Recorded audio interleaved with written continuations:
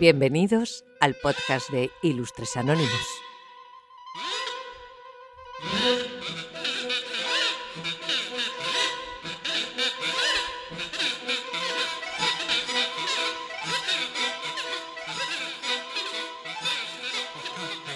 Bienvenidos y bienvenidas a un nuevo episodio de Ilustres Anónimos. En este segundo capítulo dedicado a las criaturas mitológicas, continuamos nuestro viaje por el fascinante mundo de los mitos y las leyendas. Hace 2 semanitas hablábamos de las 6 primeras, y es que en el episodio anterior, como digo, exploramos figuras como la Esfinge, la Quimera o el Leviatán, y hoy nos vamos a sumergir en nuevas historias cargadas de simbolismo, misterio y asombro.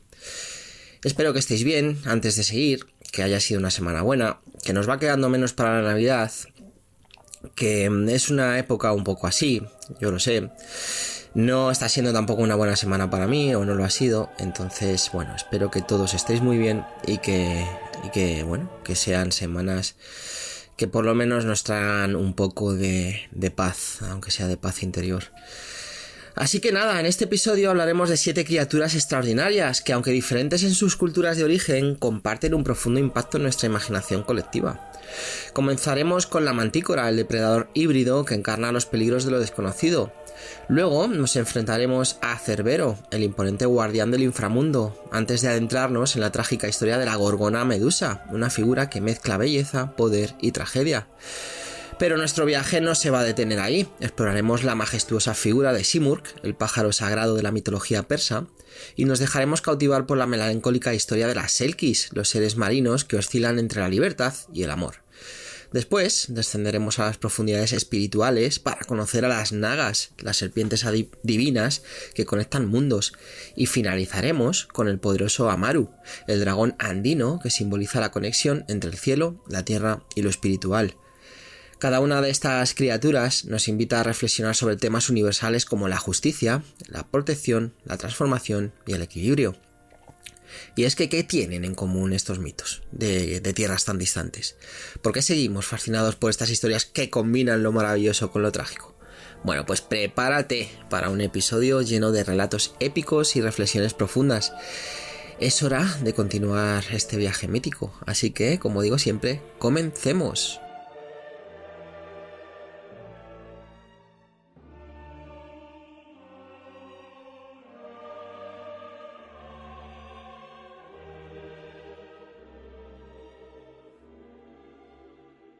Bueno, pues vamos a empezar con la mantícora, y es que es una de las criaturas más enigmáticas y fascinantes de la mitología persa. Esta Siria últimamente, conocida por su aspecto híbrido y su letalidad, representada como un depredador imparable, esta criatura ha capturado la imaginación de escritores y artistas a lo largo de los siglos, convirtiéndose en un símbolo de lo extraño y lo peligroso. La mantícora es descrita como un ser con el cuerpo de un león, el rostro humano y una cola de escorpión o dragón, dependiendo de la versión del mito que nos encontremos. En algunos relatos también se le atribuyen alas de murciélago y una boca repleta de 3 hileras de dientes afilados, lo que la hace aún más temible. Esta criatura es conocida por su voracidad insaciable. Se dice que devora a sus presas por completo, sin dejar rastro de huesos o piel, lo que refuerza su imagen de monstruo implacable. Además, se le atribuye la capacidad de lanzar púas venenosas desde su cola, lo que la convierte en una amenaza tanto a corta como a larga distancia. Sí, tiene mala pinta. La mantícora tiene sus raíces en la antigua Persia, donde su nombre original, Martkora, significa literalmente devorador de hombres. Según las leyendas persas, esta criatura habitaba en los desiertos y bosques remotos, donde acechaba a los viajeros desprevenidos. El mito de la mantícora, como tal, llegó a Occidente a través de los relatos de Tesias, un médico griego que sirvió en la corte persa en el siglo V a.C.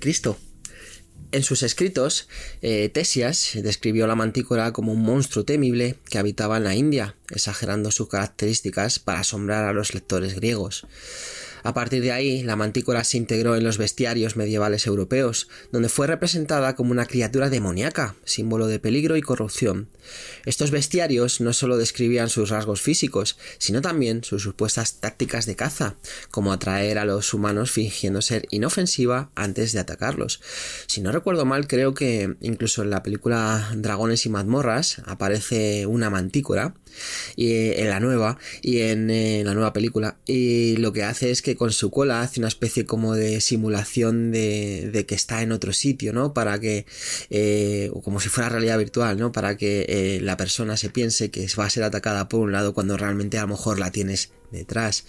Bueno, la mantícora encarna el miedo a lo desconocido y lo salvaje. Su naturaleza híbrida la convierte en una anomalía de la naturaleza, desafiando las categorizaciones habituales de los animales.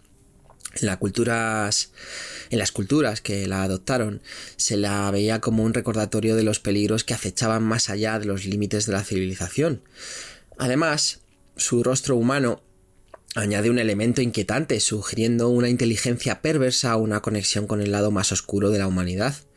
Esta combinación de humanidad y monstruosidad convierte a la mantícora en un símbolo de lo antinatural, una advertencia sobre los límites que no deben cruzarse. Algunos estudiosos sugieren que el mito de la mantícora como tal podría haberse originado a partir de avistamientos de grandes felinos como los tigres de Bengala, cuyos rugidos y movimientos furtivos podrían haber sido interpretados como sobrenaturales. Las descripciones exageradas en los relatos de viajeros habrían añadido los elementos fantásticos que conocemos a día de hoy. Otra teoría es que la mantícora era una forma de personificar el peligro de las regiones desconocidas y los animales exóticos que habitaban en ellas. Su imagen como devorador de hombres refleja el temor universal a ser presa de lo desconocido. Bueno, pues la mantícora ha encontrado su lugar en la cultura popular contemporánea. Como decía antes, por ejemplo, en juegos de rol como Dragones y mazmorras, Dungeons and Dragons, en su terminología en inglés, aparece como un enemigo formidable, con habilidades letales, reflejando su naturaleza híbrida y su peligrosidad. También ha sido representada en películas y series, a menudo como una criatura que combina inteligencia y brutalidad.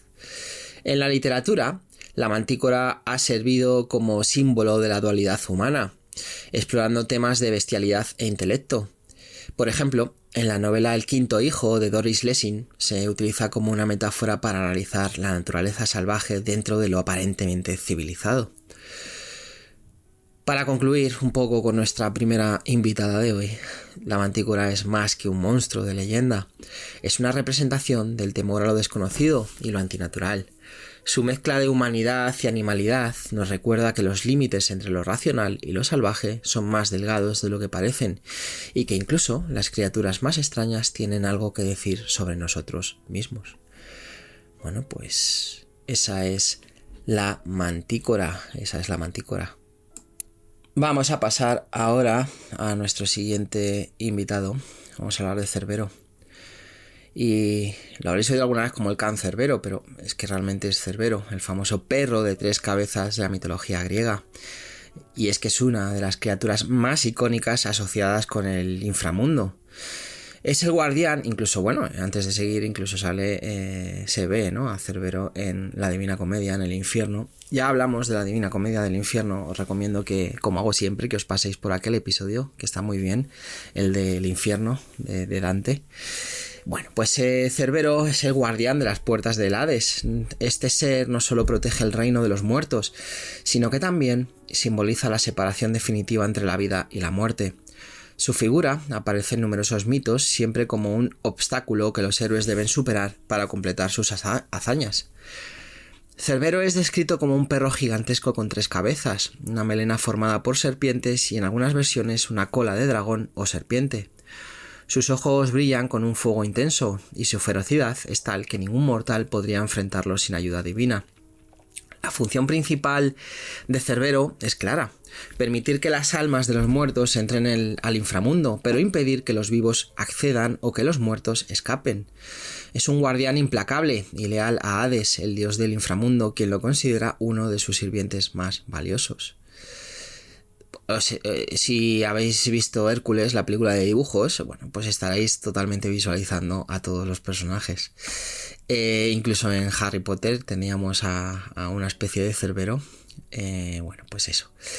El mito más famoso relacionado con Cerbero es el último de los 12 trabajos de Hércules o de Heracles, en el que el héroe debía capturar al perro infernal y llevarlo ante el rey Euristeo.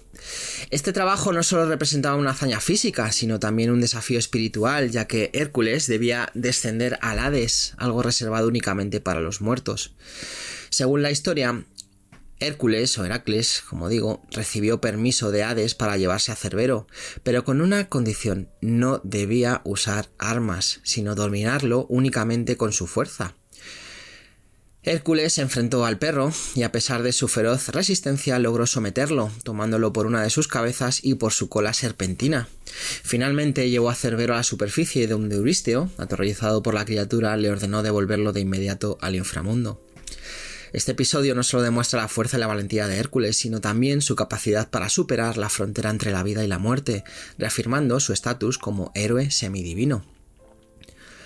Además del mito de Heracles, de Hércules, Cerbero aparece en la historia de Orfeo, el poeta y músico Orfeo, si recordáis, Orfeo y Eurídice. También hablamos de ellos en los mitos griegos, en el último episodio de la temporada pasada, que os recomiendo también, además a ese de corazón, que lo visitéis, Bueno, aparece, como digo, en la historia de Orfeo, el poeta y músico que descendió al inframundo para rescatar a su esposa Eurídice. Según el mito, como hablábamos aquella vez, Orfeo logró calmar a Cerbero tocando su lira, una prueba de que incluso la más feroz de las criaturas puede ser vencida por la belleza y el arte. Cerbero también juega un papel en la Eneida de Virgilio, donde el héroe Eneas, guiado por la Sibila, usa un pastel con narcóticos para dormir al perro y poder pasar al reino de los muertos. Este detalle refuerza la idea de que aunque Cerbero es un guardián poderoso, su vigilancia puede ser superada mediante la astucia. Bueno, a Cerbero en Harry Potter también le dormían con música, si no recuerdo mal. Cerbero simboliza la frontera infranqueable entre la vida y la muerte. Como guardián del inframundo, representa la inevitabilidad de la muerte y la imposibilidad de revertirla.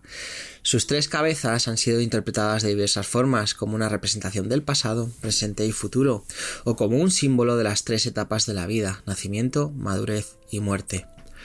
Además, su lealtad inquebrantable a Hades, madre mía, cómo estoy hoy, lo convierte en un símbolo de obediencia y deber.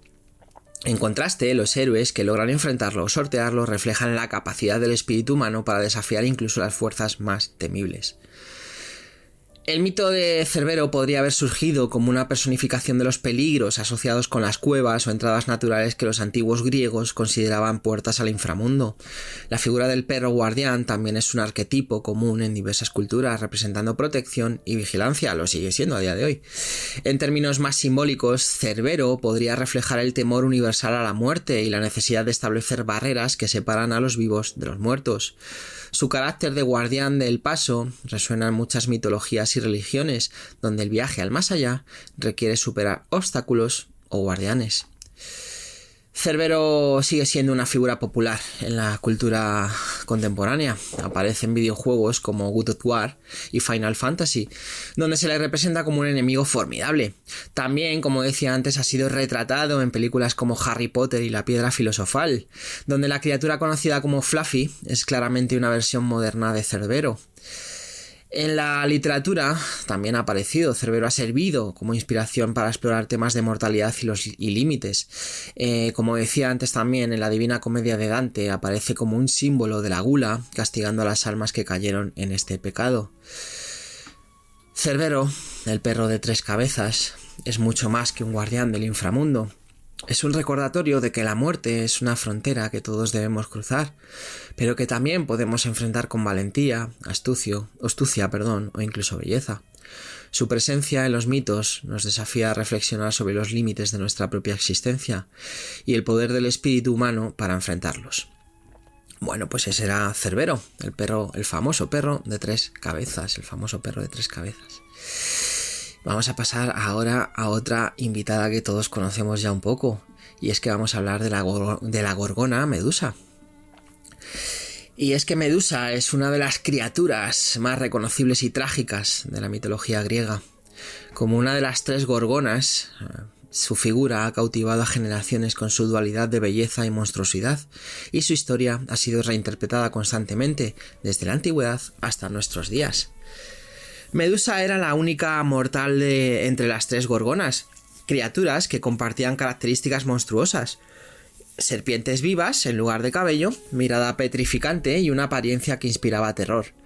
Según las descripciones más extendidas, su piel era verde o escamada, sus ojos brillaban con un fulgor sobrenatural y su cabello se retorcía con serpientes venenosas.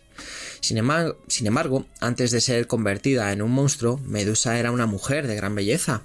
Su transformación, que suele atribuirse a la diosa Atenea, la convirtió en un símbolo de venganza y tragedia personal. El mito de Medusa en sí está profundamente relacionado con su transformación. Según la versión más conocida, Medusa era una sacerdotisa de Atenea, consagrada a la castidad. Sin embargo, fue víctima del deseo de Poseidón, quien la violó en el templo de la diosa. Atenea, indignada por la profanación de su santuario, esto es lo más lógico, decidió castigar a Medusa en lugar de al dios del mar. Como castigo, transformó su cabello en serpientes y le otorgó la capacidad de convertir a cualquiera que la mirara en piedra, como para no ser un símbolo de venganza divina, ¿no? Y tragedia personal. En vez de castigar al violador, castigaron en este caso a Medusa. Desde ese momento, Medusa fue condenada a vivir aislada, temida y perseguida por los hombres que buscaban matarla, tanto por su peligro como el prestigio que suponía derrotarla. El episodio más famoso de Medusa, que es el que conoceréis todos y es el que hemos hablado alguna vez, es su enfrentamiento con Perseo. El héroe griego fue enviado a matarla como parte de una misión aparentemente imposible encomendada por el rey Polidectes. Con la ayuda de los dioses, Perseo recibió herramientas clave para enfrentarse a Gorgona: un escudo brillante como un espejo, una espada afilada, sandalias aladas, un casco que lo hacía invisible y una bolsa mágica para guardar la cabeza de Medusa. Perseo utilizó el escudo como un espejo para evitar mirar directamente a Medusa mientras se acercaba a ella. Cuando estuvo lo suficientemente cerca, la decapitó con su espada y de la sangre que brotó de su cuello surgieron 2 criaturas: Pegaso, el caballo alado, y Crisaor, un gigante con una espada de oro. Perseo guardó la cabeza de Medusa en la bolsa mágica y escapó de las otras gorgonas que intentaron vengar su muerte. La cabeza de Medusa, incluso después de su muerte, conservaba su poder petrificante. Perseo la utilizó en varias ocasiones, incluida la derrota de Polidectes y el rescate de Andrómeda, convirtiendo a sus enemigos en piedra.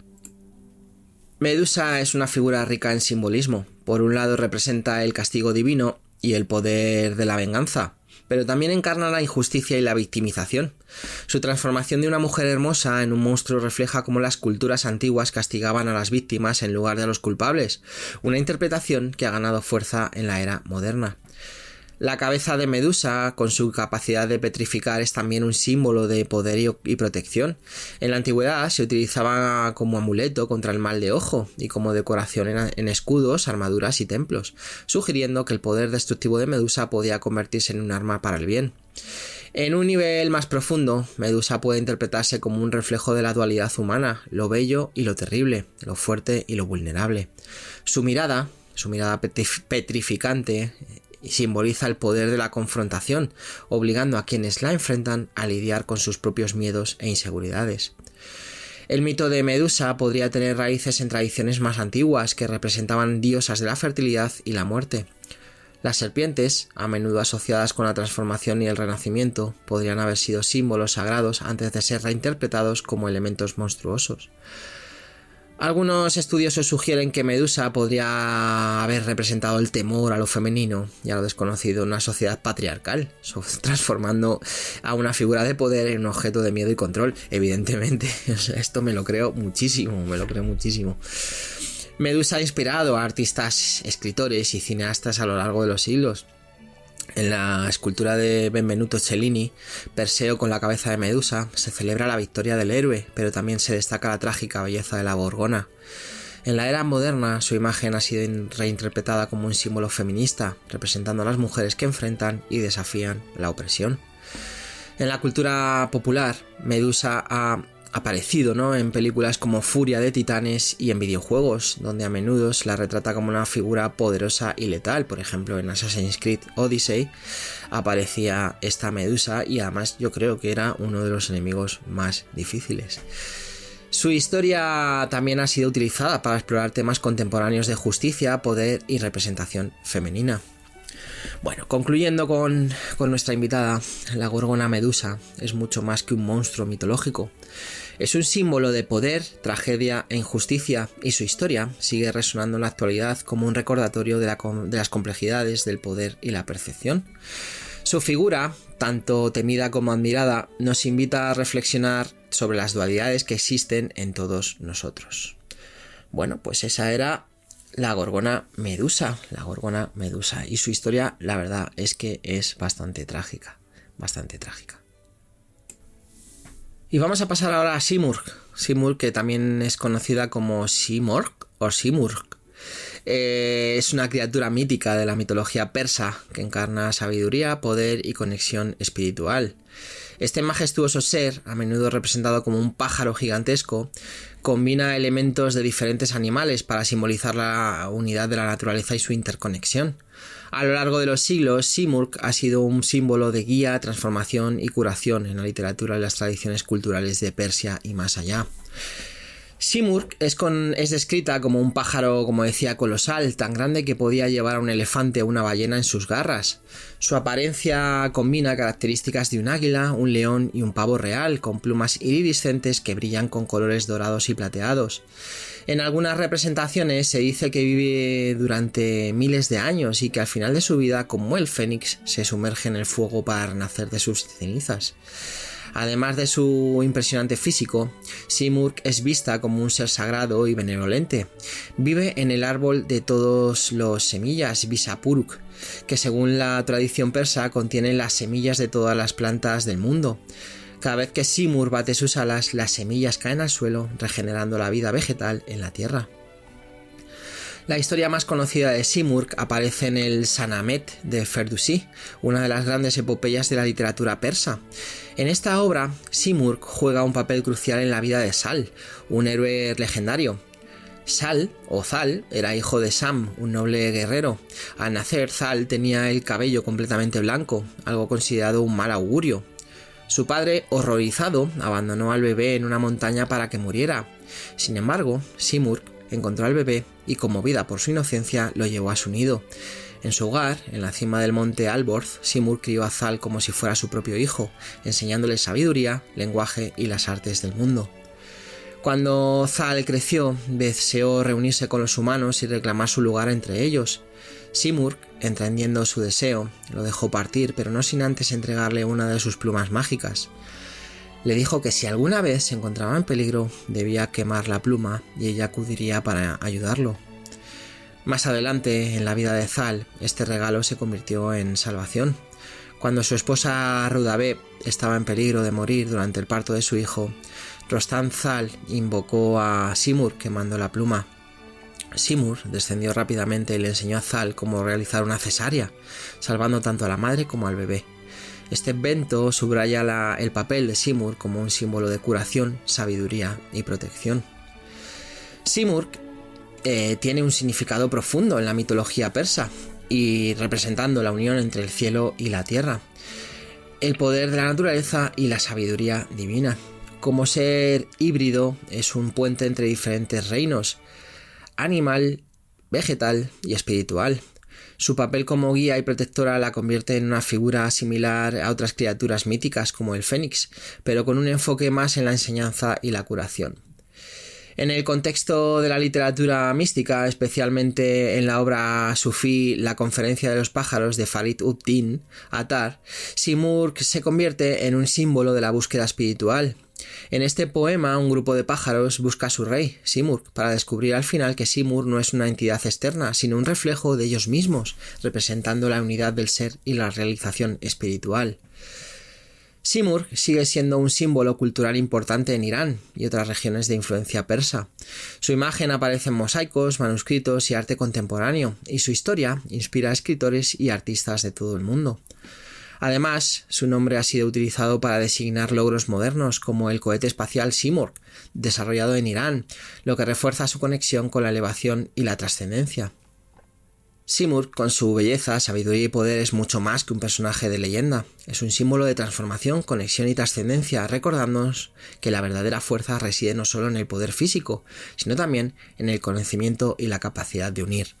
Su historia sigue inspirando a quienes buscan comprender la naturaleza, el espíritu y el viaje del alma. Bueno, pues ese es Simurgh, esa es Simurgh, ese ave, ¿no? Que con esa historia, ¿no? Que incluso enseñó a hacer una cesárea, ¿no? Al que ella crió como un hijo.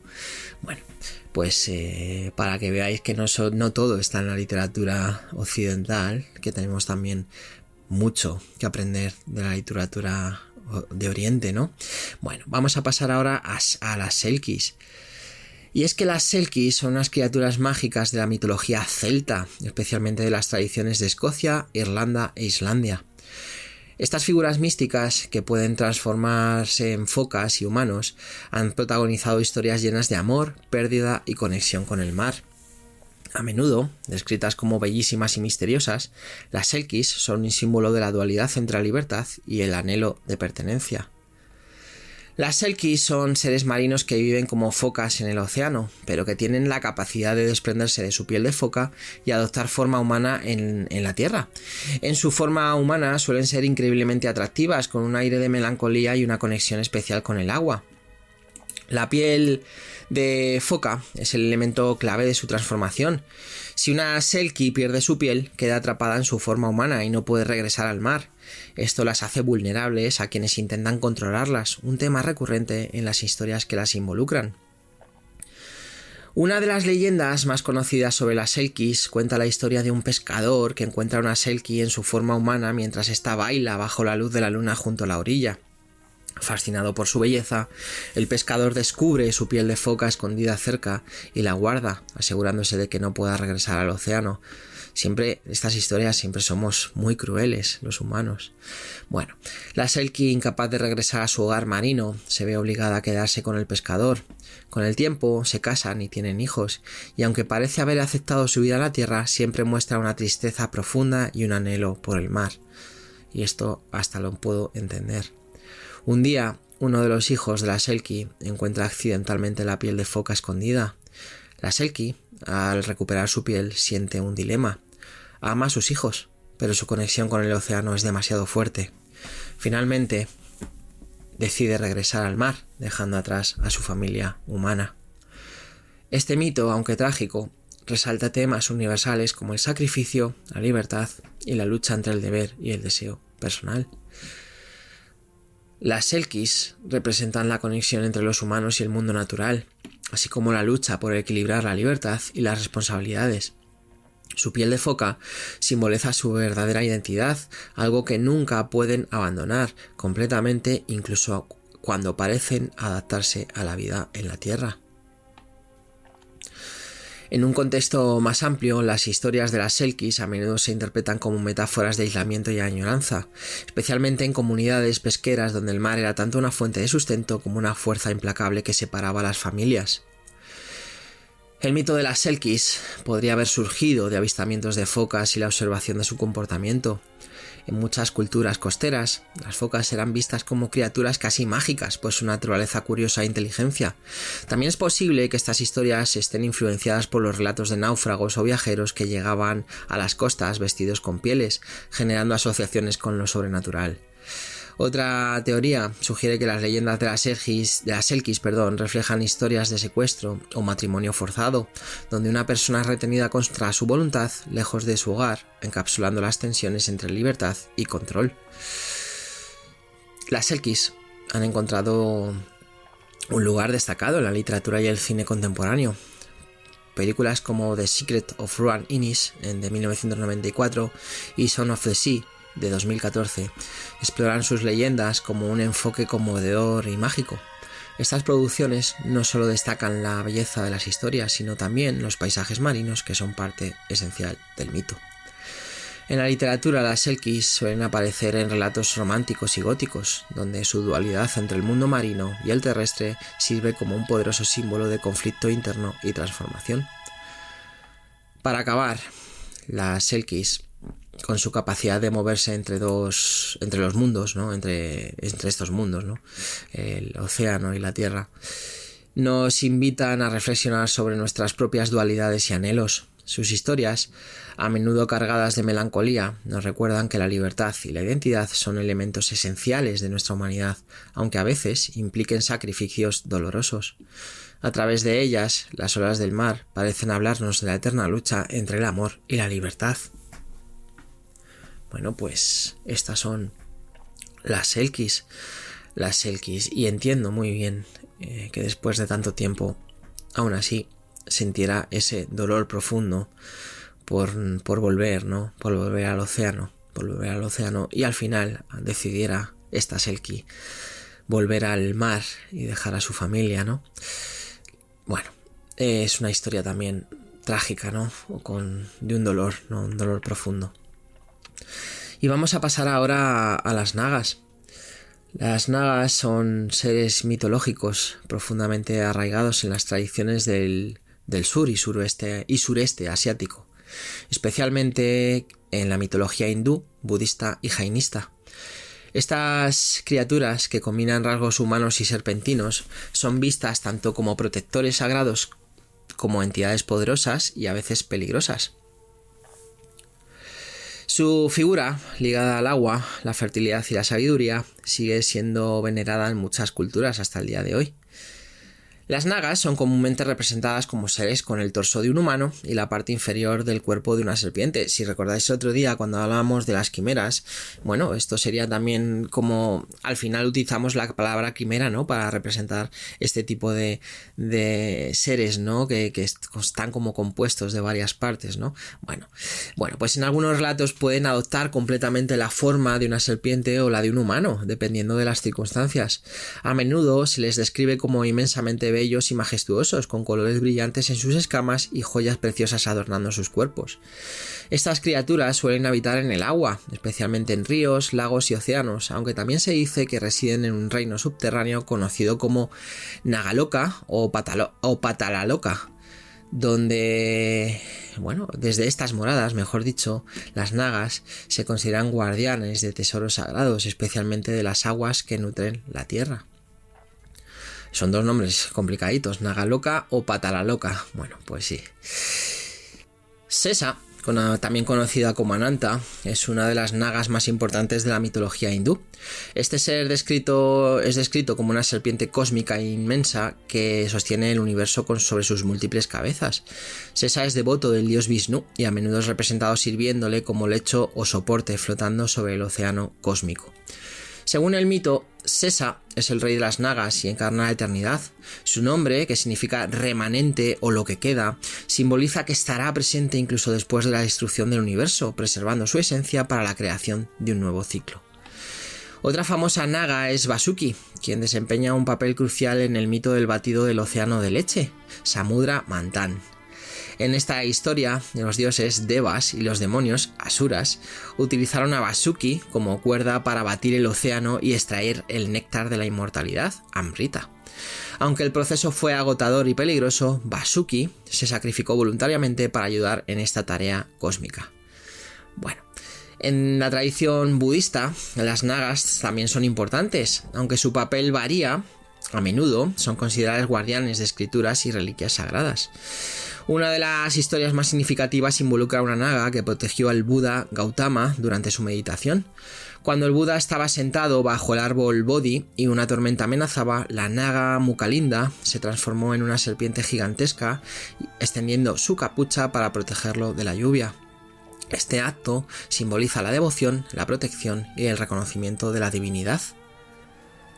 Las nagas representan una dualidad fundamental, son tanto benévolas como potencialmente peligrosas.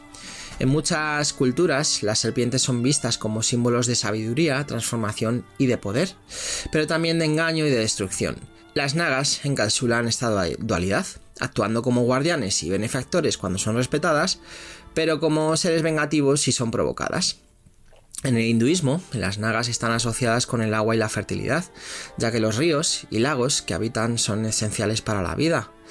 También están conectadas con los ciclos de creación y destrucción, ya que las serpientes mudan su piel, simbolizando renovación y cambio. El mito de las nagas probablemente surgió de la observación de las serpientes, de estas serpientes, ¿no? De las serpientes normales y corrientes como conocemos todos, animales que han fascinado a los humanos durante milenios. Su capacidad de moverse silenciosamente, su veneno letal y su hábito de mudar la piel han inspirado tanto respeto como temor. En términos históricos, las nagas pueden haber representado antiguas deidades serpentinas adoradas en comunidades prearias en el subcontinente indio.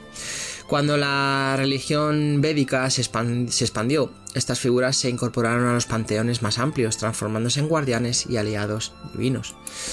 Las nagas siguen siendo veneradas en muchas partes de Asia.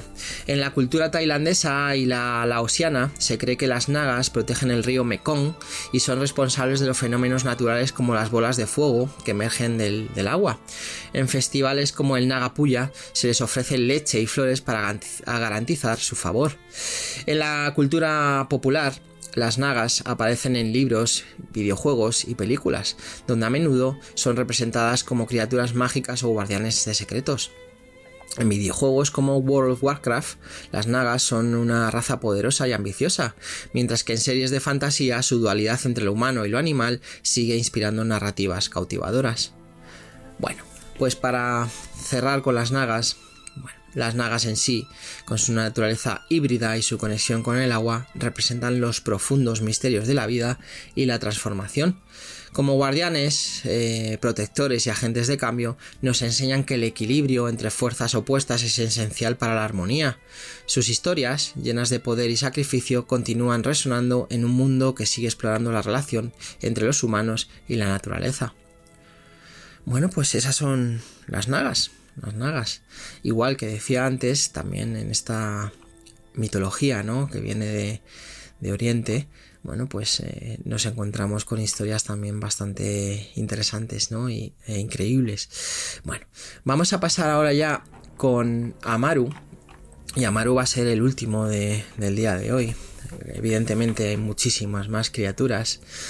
Y bueno, en algún momento supongo que también exploraremos las historias de esas otras criaturas.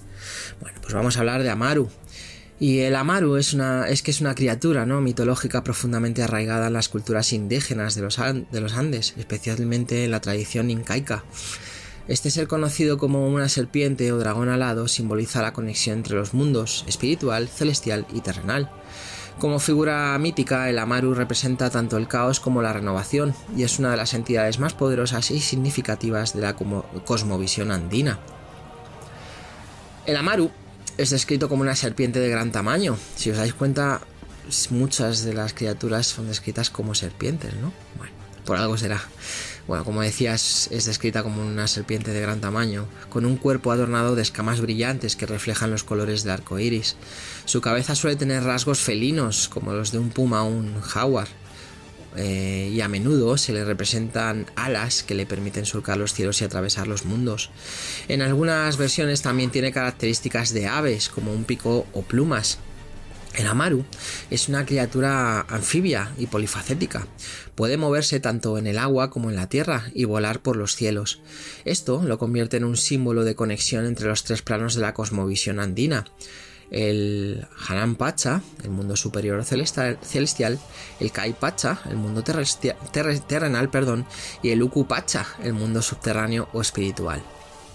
En la mitología inca, el Amaru está profundamente vinculado al agua, una fuerza vital en los Andes debido a su importancia para la agricultura y la vida en general. Se decía que el Amaru habitaba lagos, ríos y montañas y que su movimiento era responsable de los terremotos, las lluvias torrenciales y otros fenómenos naturales. Un mito común cuenta que el Amaru es un protector de las fuentes de agua. Cuando los humanos respetan la naturaleza y viven en armonía con ella, el Amaru asegura que las aguas fluyan abundantemente, fertilizando los campos. Sin embargo, si los humanos violan el equilibrio natural, el Amaru puede desatar su ira, provocando desastres como inundaciones o sequías. Otra leyenda dice que el Amaru es un guía espiritual que ayuda a las almas a viajar entre los mundos. Durante los rituales, los chamanes invocaban al Amaru para conectarse con el Uku Pacha o para recibir visiones del Hanan Pacha. En este sentido, el Amaru no solo era una criatura física, sino también un símbolo de trascendencia y transformación espiritual. El Amaru tiene un significado multifacético, encapsulando conceptos de dualidad y conexión. Como serpiente alada combina elementos opuestos, la tierra, representada por la serpiente, y el cielo, representado por las alas. Esto lo convierte en un puente entre los reinos del cosmos, uniendo lo espiritual y lo terrenal. También es un símbolo de transformación y renacimiento. Al igual que las serpientes mudan su piel, el Amaru representa ciclos de destrucción y renovación, esenciales para mantener el equilibrio del mundo. En las creencias andinas, este proceso no es solo natural, sino necesario para la supervivencia y la evolución. El mito del Amaru probablemente tiene sus raíces en la observación de la naturaleza, especialmente en los movimientos serpenteantes de los ríos y las características de los animales locales, como las serpientes y las aves. Su asociación con el agua y las montañas refleja la importancia de estos elementos en la vida diaria de las civilizaciones andinas. Además, algunas teorías sugieren que el Amaru pudo haber surgido como una versión andina de las deidades serpentinas comunes en otras culturas, como las nagas en Asia, de las que acabamos de hablar, o el dragón en la mitología china. Esto podría haber ocurrido a través de contactos culturales indirectos, como un desarrollo paralelo de ideas similares sobre la conexión entre el cielo y la tierra. Bueno, no decimos nada raro, que hemos hablado 1000 veces que seguramente ya hubo conexión entre lo que hoy conocemos como América del Sur y América del Norte y Central y todo, América en general, y otras regiones como puede ser las de Asia o como puede ser Europa, ¿no? Con el norte de Europa. No sería tan raro, puesto que, por ejemplo, Alaska y la parte final de Rusia están muy cerca, se puede llegar fácilmente en barco, ¿no? Bueno, el Amaru sigue siendo un símbolo importante en las culturas andinas contemporáneas. En festivales tradicionales como el Inti Raymi en Perú, que me perdonen los amigos de Perú si lo estoy diciendo mal, se honra al Amaru a través de danzas, cantos y ceremonias que celebran su poder y conexión con la naturaleza. En el arte y literatura modernos, el Amaru aparece como un símbolo de resistencia y renovación cultural. Su figura es utilizada por artistas y escritores para explorar temas de identidad, espiritualidad y sostenibilidad ecológica. También ha sido adoptado como un emblema político por movimientos indígenas que buscan restaurar la conexión entre las tradiciones ancestrales y el mundo actual. Bueno, pues el Amaru, ¿no? Y acabando con él, es que el Amaru, con su capacidad de unir los mundos y simbolizar la transformación, sigue siendo una figura central en la mitología y la espiritualidad andinas. Su historia nos recuerda la importancia de respetar la naturaleza y reconocer nuestra conexión con el cosmos. Más allá de ser un mito, el Amaru al final es una representación viva de los ciclos de la vida y de la necesidad de mantener el equilibrio en todo lo que hacemos. Pues el Amaru, y si lo decía también con la mitología oriental, pues también tenemos historias que nos vienen de América del Sur, en este caso, muchas, no pocas, culturas muy importantes y durante mucho tiempo. Pues el Amaru es una de esas criaturas, ¿no? Es una de esas criaturas. Y hemos llegado al final, y como digo, llegamos al final, ¿no?, de este segundo capítulo dedicado a las criaturas mitológicas que han dado forma a las historias de diferentes culturas alrededor del mundo. En este recorrido hemos analizado, y conocido a la feroz mantícora, un depredador que simboliza lo desconocido, a Cerbero, el fiel guardián del inframundo, y a la gorgona Medusa, cuya trágica historia resuena con temas de injusticia y poder. También hemos volado junto a Simurgh, el pájaro sagrado que une el cielo y la tierra, compartido la melancolía de las selkis atrapadas entre dos mundos, entendido la dualidad de las nagas, guardianas de lo divino y lo cultural, y admirado al Amaru, la serpiente andina que representa la transformación y el equilibrio. Cada una de estas criaturas no solo nos cuenta una historia, sino que nos ofrece una ventana a las culturas que las crearon. A través de ellas podemos ver los valores, los miedos y las aspiraciones de aquellos que les dieron vida en sus relatos. Pero más importante aún, estas figuras siguen hablándonos hoy, recordándonos que como humanos seguimos enfrentándonos a monstruos, guardianes y transformaciones en nuestra propia existencia. Qué interesantes son estas criaturas, ¿no? Bueno, yo os invito a reflexionar. ¿Qué criatura de las que exploramos hoy resuena más contigo? ¿Qué simbolizan para ti estos seres mitológicos en tu vida actual? Bueno, quizás encuentres inspiración en la fuerza de Cérbero, la resiliencia de Medusa o el equilibrio de la Maru. Espero de corazón que os haya gustado el episodio de hoy, el segundo de esta serie de seres mitológicos. Espero que haya alguno más. Como decía, disculpadme si no ha sido mi mejor día contándoos estas historias. Sé que me he confundido bastante, pero no ha sido una semana demasiado buena. Y como decía, os invito a reflexionar, ¿no? sobre estas historias y a aprender sobre cada uno de estos seres mitológicos y sus cualidades, ¿no? De nuevo, gracias de corazón, de verdad. Sé que lo repito mucho, pero de verdad que es de corazón, por acompañarme en este viaje lleno de magia y misterio. Si has disfrutado de este episodio, como digo siempre, compártelo, ¿no? con otros amantes de los mitos y las leyendas. Recordad que cada historia, por más antigua que sea, tiene algo que enseñarnos sobre quiénes somos y hacia dónde vamos. Como digo siempre, que paséis muy buena semana. Deseo y espero que sea mejor para mí y para todos. Que disfrutéis mucho, que se va acercando la Navidad y bueno, eso tiene muchas implicaciones para todo el mundo. Si tenéis cenas de Navidad, comidas de Navidad y demás, que cuidéis de vuestra salud, que cuidéis de los vuestros y que intentéis llegar sanos y salvos, ¿no? Si os da por tomar una de más, que tengáis, que disfrutéis, ¿no? de esos días, de esas reuniones, pero que lo hagáis con cabeza, que quiero veros a todos de vuelta, ¿no? Que trabajéis mucho poco, que nos escuchamos en el próximo episodio de Ilustres Anónimos y que hasta entonces sigáis explorando lo extraordinario que vosotros por derecho propio también lo sois.